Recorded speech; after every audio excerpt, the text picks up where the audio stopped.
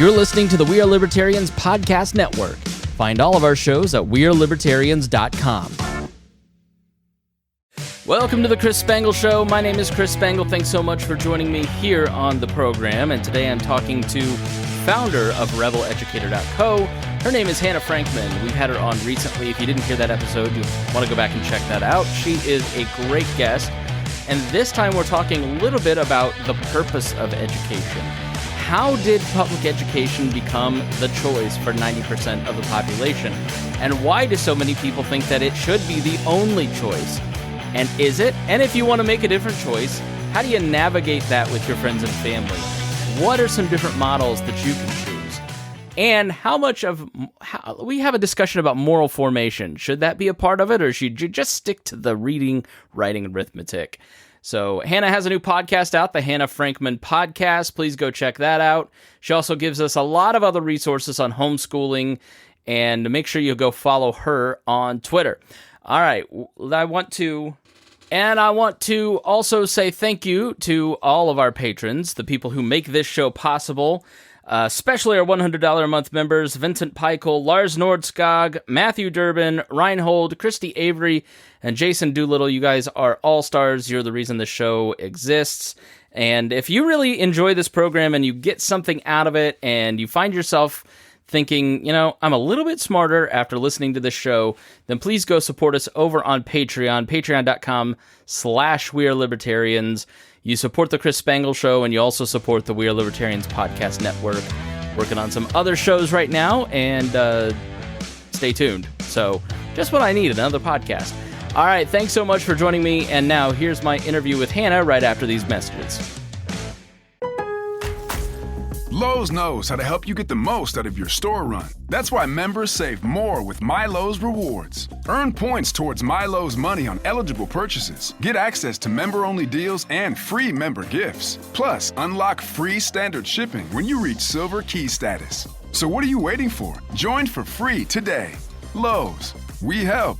You save. Loyalty program subject to terms and conditions. Details at lowes.com/terms. Subject to change. You know what's smart? Enjoying a fresh gourmet meal at home that you didn't have to cook. Meet Factor, your loophole in the laws of mealtime. Chef-crafted meals delivered with a tap, ready in just 2 minutes. You know what's even smarter? Treating yourself without cheating your goals. Factor is dietitian approved, chef prepared, and you plated. Pretty smart, huh? Refresh your routine and eat smart with Factor. Learn more at factormeals.com. Hannah Frankman is the founder of rebelEducator.co, soon to be School by Design. Make sure you go to rebelEducator.co, sign up for their email, look out for that, and it may also be called School by Design. So you're working on a rebrand. Let's get the housekeeping out of the way here. Why are you changing to School by Design instead of rebelEducator.co? First of all, logistically, there's some other stuff out there called Rebel Educator. So as we expand, it's a tough brand to own.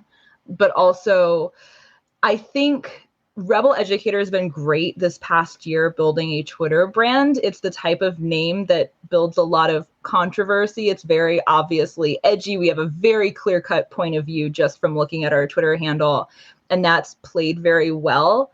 But we've hit a point where I think there's a limit to the amount of reach that we can have with a name like that and also be offering people products. I think we're putting people in a tough position where they have to explain to the in-laws that they found this thing on Rebel Educator. I'm not sure we're helping on that front. So School by Design is something that I think has a little bit more mass appeal.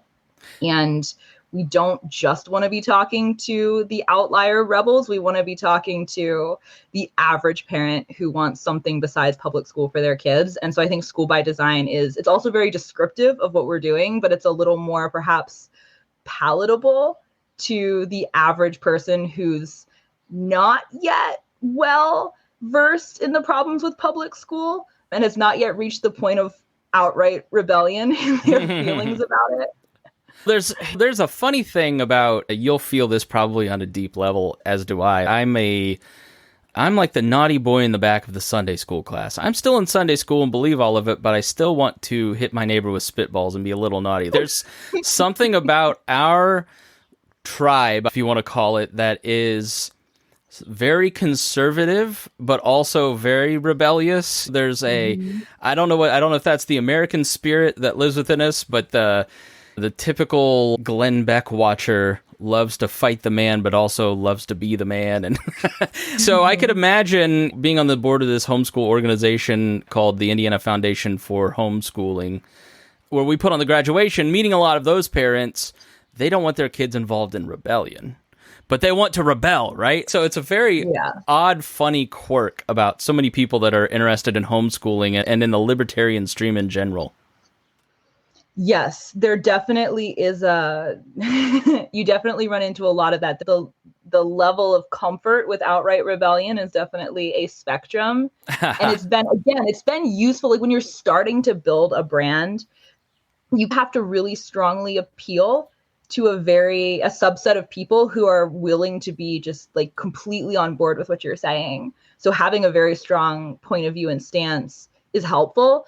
And to be clear, nothing about our stance or positioning or messaging or anything is changing. It's just the name to make it a little easier, I think, for as we get bigger. We want to have products eventually, and we want to have services, and something that sounds a little bit more like a brand and a little less like a commentator, I think, is going to be helpful for that. Yeah. But yeah, when there's definitely a subset of people who love the rebellion thing, which has actually been fun to be playing with on Twitter the past year. Yeah, there's just limits to how many sticks in the eye you can put out, and edginess in general. That's the Chris Spangle Show, We Are Libertarians arc of us posting our way into a good following and then going, all right, maybe we ought to moderate a little bit to reach some more people. So I totally feel that. Congratulations on 100,000 on Twitter. That it shows that you've been doing a good job. So when you're talking about the content that you put out, what you provide, what are you talking about? What seems to be the zeitgeist of alternative education these days? That's a really good question. I've done a lot of experimentation on this with Twitter and have discovered that there are some avenues of conversation that tend to really hit with people. I think it's a mixture of, I think people are looking for a mixture of things that validate intuitions that they already have about the system and what's wrong with it.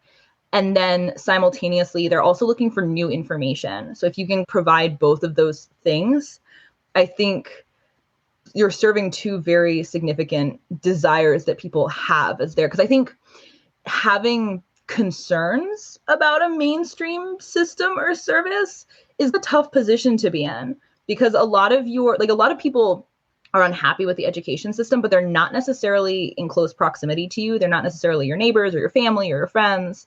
And so it can be tough to be looking at something and saying, this really doesn't seem to be working. This really doesn't seem to be serving my child or kids at large, and to not have the other people around you see it.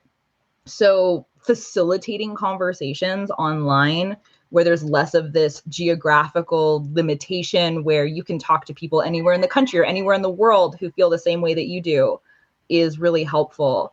Yeah, I was talking to a parent the other day, and they said, we started out in public school, but one child was really behind and just wasn't being educated in a way that they connected with.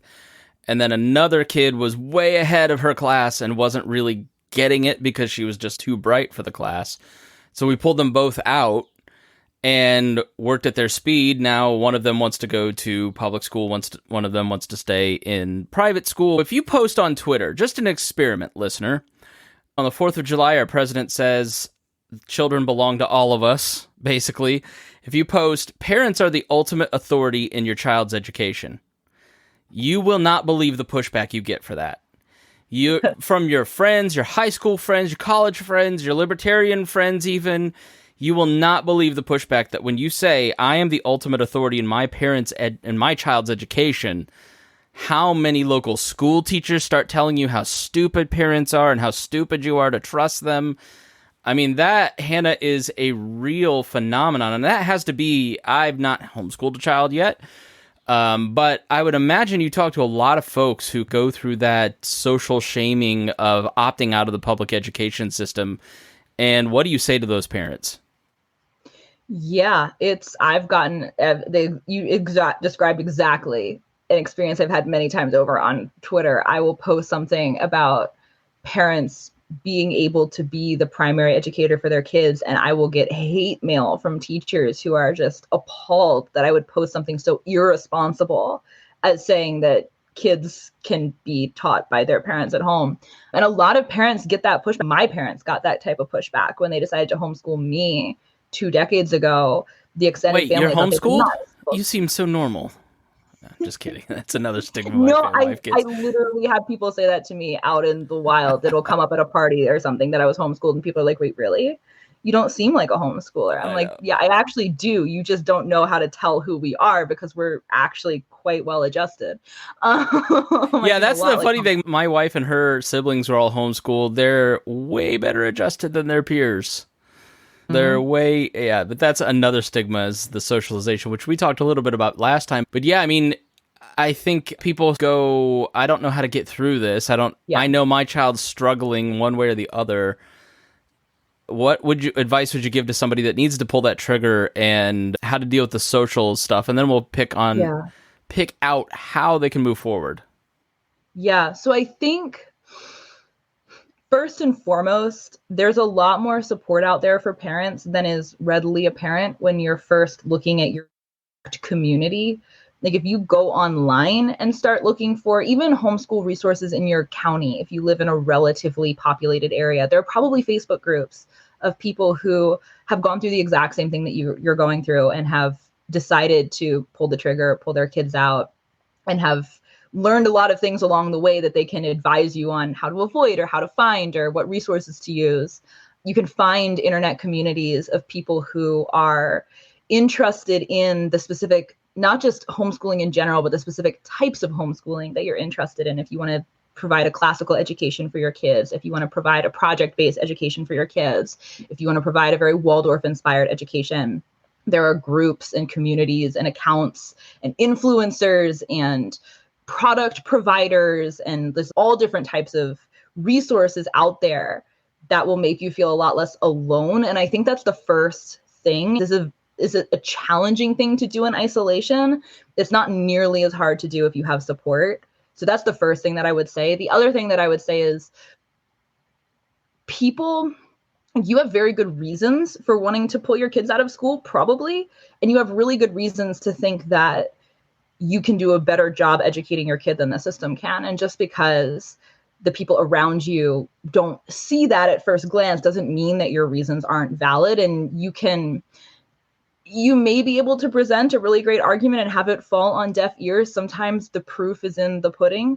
Sometimes you have to do the work for a while and have your kids at home and have them thriving, and then have people say, okay, I guess you weren't crazy after all. That's what happened with my extended family, I think. But also, people are very defensive about the education system. And I think some of it is because they were subjected to it and they may have subjected their kids to it. And so it's a tough thing to admit that you're wrong about that. And if somebody, and to even see that there might be a better option than that if you've already fully invested in it. And so I think people have a hard time seeing parents doing something different with their kids and not taking it a little bit personally and getting a little offended because of that. I didn't homeschool you. I sent you to public school. Do you think I messed you up? What are you implying by saying that school isn't good enough for your kid?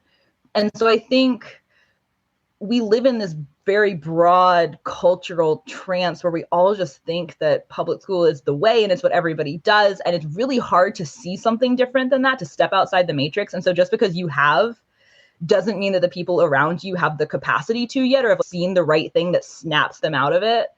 And just because people are pushing against you does not mean you're wrong, but you might have to find support outside of your immediate community because they might not be ready to hear it. Yeah, that's one thing that I've noticed about a lot of my friend circles or family circles. It's if you're not making the same choice, let's say I'm renting and they're buying, you're stupid for not having equity, or not everybody may be in the same point or at the same, there's the comfort of validation by having other people like you choose the same things that you've chosen. I think you raise a great point there. The other thing I would say is I'm not anti-public school. I loved my schooling. I loved Plainfield High School. I would go back to do my schooling. I was thinking about this as I was getting dressed this morning. I'm like, I'm so excited for my kids to grow up and be kids and go to school or get schooled or whatever, because I genuinely love the experience. And I think what I'd love for people to take away from this conversation, and I think you would too, is that it's okay that there are other choices, right? If public schooling is right for you and your family, go for it. It doesn't mean your kid can't get a great education. But I look at my siblings-in-laws, and they all have great educations as homeschooling kids, and they, through the 20 years of schooling, have had different styles from classical to, I don't know, Waldorf and all these other things that you talked about, Montessori, and it's very hyper-focused on their particular needs, and there's tons of support that their mom had in helping plan that education, like the organization I'm a part of that does Map Your Future. There's an organization in Indiana that does a great job called the it's IHAE, Indiana Homeschooling Association of Indiana Association of Home Educators, IHAE. And they have all kinds of 101 classes and conventions, and there's tons of different choices. And Hannah, I don't know, maybe you've researched the history, I haven't looked into it, but where did that notion of there's one right choice as opposed to a myriad of choices? I'm in the grocery store yesterday marveling at the 15 choices of mustard that I have, and we revel in that as a capitalist nation. But then if you want to make a different choice with your kid's education, you're bad, you're wrong. Where did that sentiment come from? It started in the 1800s. It started in Massachusetts specifically, and then extended through the rest of the states. And it's a product of, we've written about this at Rebel Educator. If people are actually curious, you can go to our website, or you can look up the industrial history of American education, which is the title of the piece we wrote about it, and that'll come up, where we go into detail with we have all the receipts of the different documents and stuff of the people who are building the education system. But basically, in the early or the mid 1800s, rather, America was full of immigrants from different parts of Europe, very distinct cultural groups that did not get along. And especially the reason that this started specifically in the Northeast is because there were a lot of immigrants from groups that really weren't homogenizing well. Like the Italians weren't getting along with the Irish, the Catholics weren't getting along, the freed slaves that were coming up from the South, or the escaped slaves were, again, that's a hard group to homogenize into these very Northern European cultures that are fresh off the boat. There was just a lot of social tensions. And simultaneously, we lived in a country that was expanding very quickly, but also industrializing. And the labor needs were very different. So prior to the mid 1800s, most of the world operated in these sort of corporate families where the whole family was living in one house, often mixed generations. They were working on often the farm. They were all working together. The kids were educated often at home because there wasn't a centralized education system. You might go to your local one-room schoolhouse, or if you were in a bigger urban area, there might be different schools to choose from and bigger schools. But if you were out on the prairie somewhere, you were learning at home. Your mom was teaching you, and you were working at home until you got married and went off to start your own corporate family. There was this very different sort of labor structure in America and productivity structure. And that started to fragment when we started to build factories and we started to build bigger corporations that needed a lot of workers. And so America was trying to industrialize really aggressively. And in order to do that, they needed labor, they needed workers. And this was a two-pronged problem that was attempting to be solved, with the education system, which was, how do we get all of these disparate groups of people to get along and homogenize into an American population instead of these very disparate identity groups coming from different parts of Europe? And then how do we cultivate a labor force that's going to work for a type of economy that we've never really seen before? This was a very new thing in the history of the world. The granddaddy of American education, his name was Horace Mann, went to Prussia and studied their education model because the Prussians were really good at invading and conquering people, and then they were very good at subjugating those people. So they started basically these military schools in places that they conquered, where they would take all the kids of the subjugated people and they would put them in the school, and they would basically teach them how to be good Prussians. And it was intended to be a talent funnel for the military. We conquer these people, we put them through the education system, they become Prussians, and then they can fight in our military when we go conquer the next people. It was like a very good little ecosystem they had going on. And Horace Mann was super impressed by this. He's like, wow, the Prussians can go conquer all these disparate people and make them all uniform Prussians. We need to do this in America. He brought back this education model. He started experimenting with building schools around it. The initial nationalized education system started to be formed. It wasn't until the 1920s that it was fully established as a national phenomenon where everybody was just going through this education system that was based out of DC. It was the same across the entire nation, but it became this government service in a way that it never had been before. And it became centrally dictated coming out of DC. And it was just part of the forward moving wheels of progress. And it was a thing that the government's offering schooling for free, and it's necessary for your kids to learn how to function in this new world that we're all living in. And also both parents are working somehow. It becomes very convenient to send your kids to school. So I think some of the adoption stemmed from convenience. But now we live in a world where there is no living memory of anything else. All previous generations went through this very nationalized, industrialized education system. So we just assume this is how it's supposed to be. And there's been a schisming that's been happening since the 1970s, really, where there's different homeschooling movements, different types of micro schools, different alternative schools cropping up. There have been a couple different inflection points, especially over the past couple of decades, where we've seen a big shift. Like around 2008, there was a really big shift into private schooling. The number of private schools really exploded. I have no idea why. And then again, around COVID, which is much more obvious why, there was a big movement towards people moving into private schools and alternative schools and homeschooling.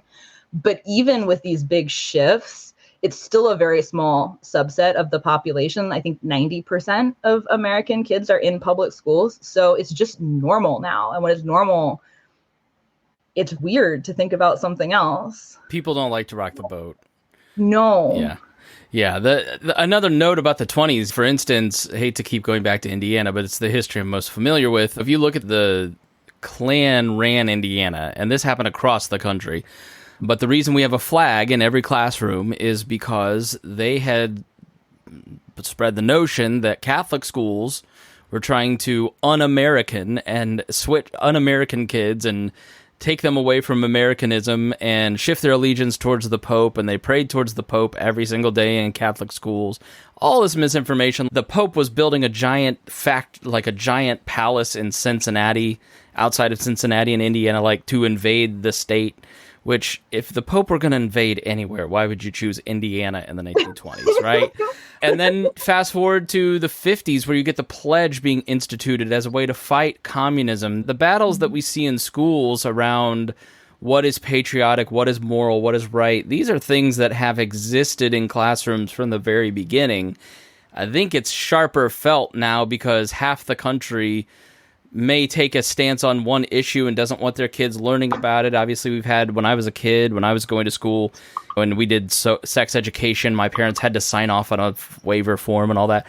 And that was a big hot topic of prayer in schools. Hannah, really the best way to opt out and just make sure that your kids are taught your values is to choose an alternative form of schooling. 100%. And that's an incredibly controversial thing to say. You know why? Because and I'll tell you one reason why. Mm-hmm. Sorry to cut you off, but I'm on a soapbox now. I think parents want to outsource moral formation for their kids. And if we grow up in a society that kind of tells you to be an adult child in a lot of ways, and when you have kids, you really have to start thinking about your own values, what you believe, how to form those values in another human being. And that's difficult. That's a lot of work, and it really gets in the way of scrolling Instagram. Sorry to stop because you're getting a pop. I think... It's people want to outsource that moral formation because they don't really know what they believe. And at the same time, it's very controversial to say that you want to be the primary influence of your child's moral formation. It depends on the circles that you're speaking in, for sure. There's not a one size fits all across the board sentiment about this. But I think a lot of people think that if you have very strong moral convictions, you're probably trying to raise your kids to be a religious extremist or something. I don't think people think of instilling moral values as being a core part of your reason for educating your kids independently as being synonymous with not being a weirdo. I think people are some fringe part of society that's maybe dangerous. I think it actually scares people to hear people use that type of language, even though it's very prevalent in a lot of the cultural criticisms happening about public school over the past 5 years, especially. A lot of those are centered around morality, and yet people are weirdly afraid of it. I think it feels like a bad word sometimes. And I think people think, okay, so you're sending your kids to like a Christian school or a Catholic school if you want to instill a set of morals. And that's not always what it means. Not lying, not murdering, not punching people in the face is morals. Right? It Yeah. doesn't just have to be about sexuality. You can avoid that conversation if you'd like. Moral formation is teaching your kids to be nice to each other, nice to their friends, include kids that are different. It's all of these are different pieces of your values and virtues that you're trying to instill in your kids that you practice on a daily. Every single person has their own set of moral values that they're trying to instill. It doesn't have to be declared. I think Christians and Christian conservatives and homeschoolers tend to be more zealous and defined. I think defining some of this stuff and fighting for these things make it a lot more obvious. But every single person, we want schools to teach some morals, right? I don't want my kid to get bullied. I don't want my kid to get hit. I want to make sure that they're taking care of friends that maybe are disadvantaged in some way or maybe are alienated in some way, right? Those are all moral values that we expect our community to have. And I agree. I don't know why we're so afraid to talk about that stuff. I think some of it is there's this, and this is purely hypothesis. I could be very wrong about this, but I wonder if some of this is it's a fear that's been instilled in us because of the origins of the system, which were very much, we want to make everybody get along, and not just get along, but be interchangeable. So I don't care if you're fresh off the boat from Italy. I don't care if you're fresh off the boat from Poland. I don't care if your family's been here for 5 generations, but you're Quakers, and that's why you came to America in the first place. Like, you all need to be able to interchange into the same types of jobs and the same types of function within this broader economy. And therefore, if you're too distinctly different, it doesn't work. And so I think that we have this sort of cultural, purely in the realm of education, we think of morality and education almost being separate too. If a school has too much moral education, we start to think we should use language around indoctrination about what's happening in that school. And I think we're just like really weirdly culturally nervous about all of these things. Maybe rightfully, maybe not. I don't have a strong take on that in the context of this specific conversation. But I do think that people are almost afraid to say that they want to morally educate their kids because they're afraid that their neighbors are going to think that they're indoctrinating their kids into something weird. But at the same time, our education system does a terrible job at moral education. It's not really doing deep moral education most of the time. It's teaching kids how to function with each other inside the confines of an institution. But an individual teachers sometimes do a great job of this, but it's not really about moral education. It's much more vapid than that. Yeah.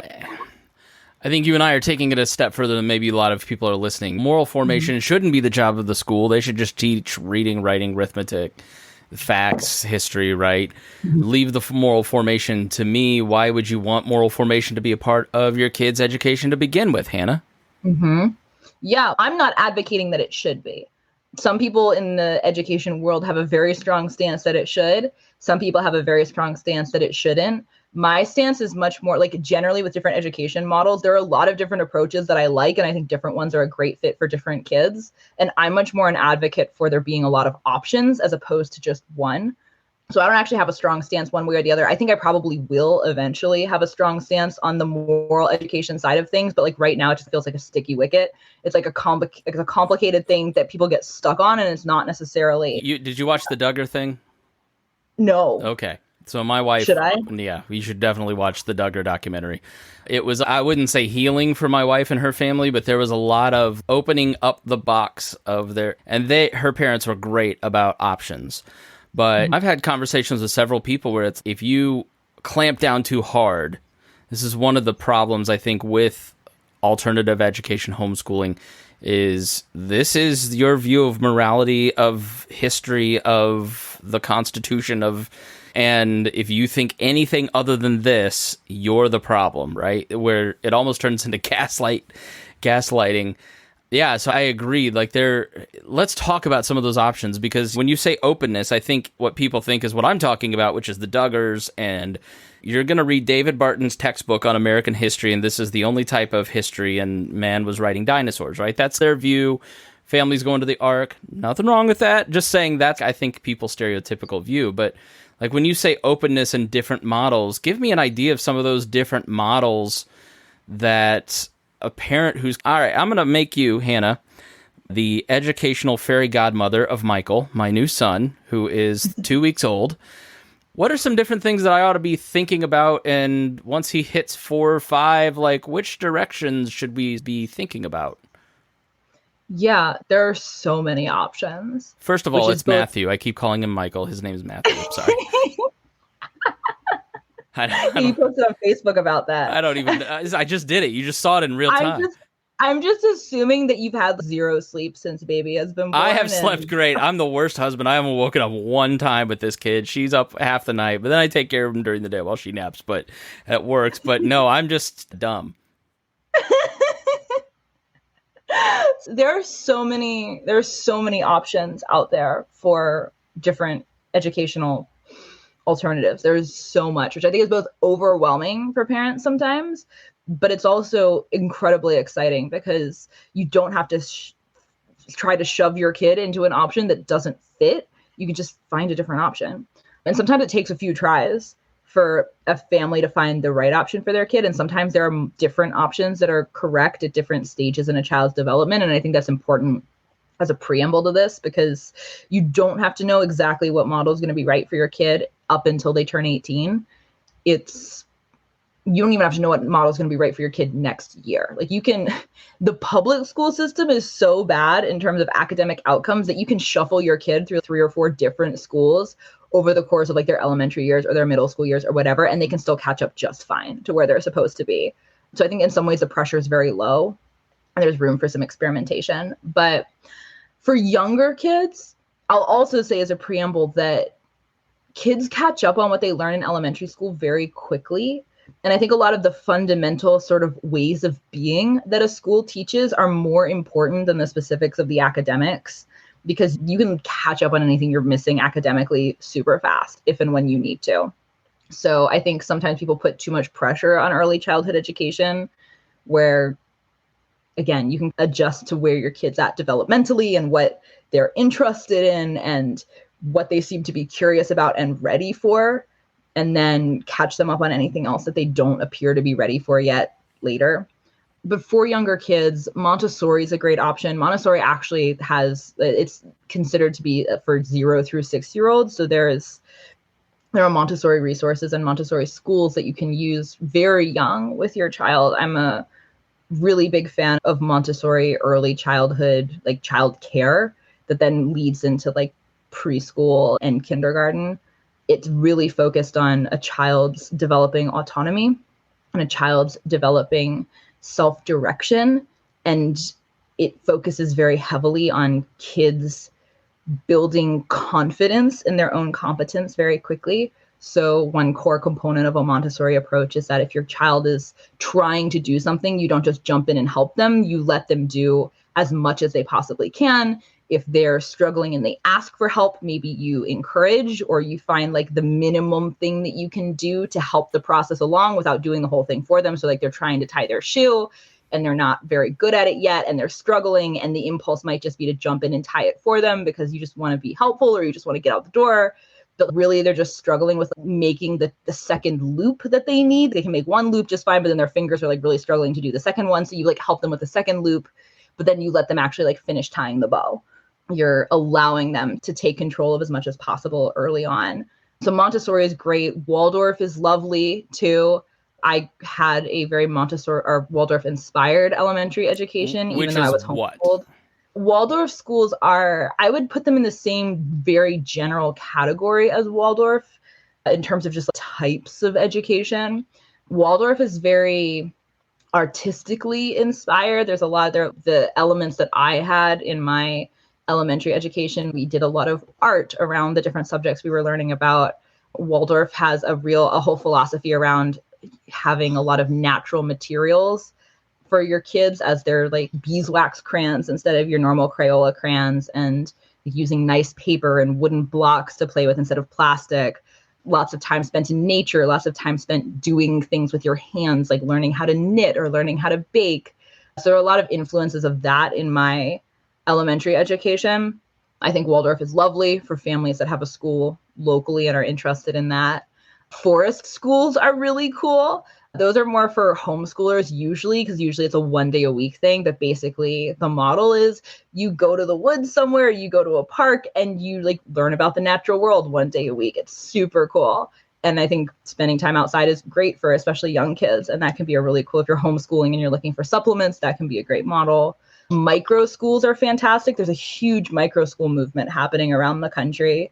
Carrie McDonald at the Foundation for Economic Education is a fantastic resource on this for people who actually want to go down the rabbit hole. She has a podcast where she interviews people who run micro schools every week.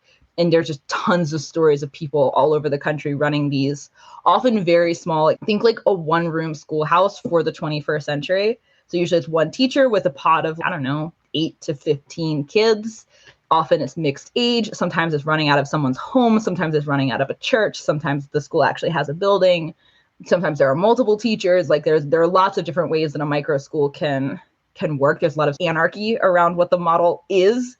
People can really be creative with it, but micro schools are a really awesome way for kids to get personalized attention in a school that's built around a very specific set of values or an educational approach, or serving a specific type of child instead of learning proclivities, that because they're not trying to serve everybody in a zip code, they can really cater to a specific niche, and then people who really fit that niche can come to the school. So micro schools are awesome. Tons of online options too, which is a little tougher with young kids. This is more of a elementary, middle, high school type thing, but there are a lot of really cool programs online that are growing very quickly, and they're built in all different sorts of ways. So there's a school called Synthesis that teaches kids through games, basically, and problem solving games and logic games. There's a school called Cubrio that builds itself as a world school, and they have kids all over the world taking classes. You can be in Indiana taking a class with a kid in Indonesia or something. It's super cool from like a just exposure standpoint. There's tons of different stuff like that too. There's so much that's out there that is not just homeschooling, and we can talk about homeschooling stuff too if you want. Yeah, what I heard was you work with other people to educate your child, not you have to sit down and read 17 books on the history of America and write your own textbook.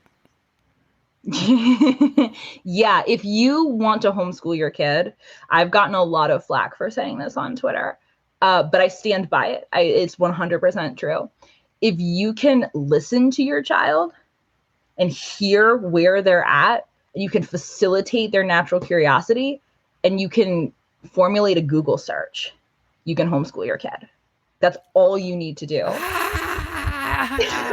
That's outrageous. People hate that, but it's true. If you can Google math worksheets for 3rd grade math, if you can Google Khan Academy because you don't know what the URL is, if you can Google free science programs online for kids or whatever, you can find all of the resources that you need to homeschool a child. You have access to a library, you have access to like local resources too. Like often county parks and stuff have science classes that your kids can take. You can go to a museum and do a tour. Like there's all different types of supplemental things that you can do. But like really, if you can find resources online, you know how to navigate an internet browser, the amount of information that is accessible to us that is tailored specifically to different grade levels, different curiosities, different needs, you can provide an education that is flat out better than what people are getting in a classroom with pretty minimal effort and without having to know all the answers. You don't have to be great at math to teach your child math, because you can find answers. You can help the child find answers to the questions that they have. Yeah. To help them through the process of learning. And you mentioned those local resources too, even something like a Facebook group. There's probably just in a state like Indiana, like 40 different Indiana groups, and most of them are hyper-local based. I'm sure maybe it's different in California where it's not as amenable to homeschooling. Indiana is very open to homeschooling. But even that may make it more likely that there are local groups. Start with Facebook and find some groups, and if you run into people that you disagree with, you don't have to just throw out the whole project because you didn't like that person. Or if you're trying one curriculum or one way of doing thing, it doesn't mean that you have to continue to do that. I think that's one thing that you brought up that I really like, that I've noticed from my wife and her family. It's like flexibility is really great and it's really key, and it keeps you as a parent engaged. And I think one of the reasons the homeschool kids don't have the same issues with feelings of abandonment is because their parents are listening to them and really engaging with them, and unless they're the type of parents that are giving sermons. But you mentioned Carrie McDonald's podcast. I definitely should have her on to talk about that. Do you know the name of the podcast? Yeah, it's called Liberated with capital ED at the end for education. And while you're adding that to your podcast roles, you should check out the forthcoming, if not out now, the Hannah Frankman Show. Is that what it's called? The Hannah Frankman Podcast. Got it. Okay. Yeah, it is brand new, so I don't expect anybody to know the name yet. It is launching. We are in the launch process as we speak. So how many episodes are going to be out when you check it out? I don't know, but you should absolutely check it out. We talk a lot about education. So if you are interested in things we're talking about here, there's a lot more of that on the show. I talk to a bunch of different people who run schools and programs and our parents and all different types of stuff like that about the ins and outs of different ways of educating kids. But not just that. No, not just that. Also a lot of liberty stuff, liberty and freedom, less from the politics standpoint, more from the lifestyle standpoint, which I personally find a lot more interesting. Yeah, politics affects me, but the thing that affects me the most is the philosophies and approaches with how I'm living my own life. So I'm pretty libertarian ideologically, but I am very libertarian in the way I'm doing this whole life thing. And so I talk a lot about that too on the show, and things like I've taken a pretty unconventional path from obviously growing up homeschooled, but then skipping college, working at startups, starting my own businesses, doing freelancing, being a full-on entrepreneur and business owner now. Like lifestyle design, I guess, is the best term to describe this sort of idea of how you live a life on your own terms. I talk to a lot of guests that I find interesting about things like that too. So if that's of interest, we also have some conversations about that there. All right, the Hannah Frankman podcast. Make sure you check that out on your podcast app. We'll also, do you have a website or anything that I could link to? HannahFrankman.com. You can find links to my social media. You can find links to the podcast. You can find links to rebelEducator / School by Design. Everything that I'm working on that's a central hub for it. All right, cool. I'll make sure that is in the show notes. Hannah, thanks so much for joining me. I look forward to talking to you. Maybe we can talk again and here in a couple months and keep talking more about Matthew's education now that I have put you in charge of it. I would love that. Let's do it. All right. Thanks so much for joining me. Make sure you check out HannahFrankman.com. That's with an H, Hannah with an H, and frankman.com. Thanks so much for joining me here on The Chris Spangle Show. We will see you again soon. This podcast was produced and edited by Chris Spangle and Leaders and Legends, LLC. If you're interested in starting a podcast or taking yours to the next level, please contact us at leadersandlegends.net.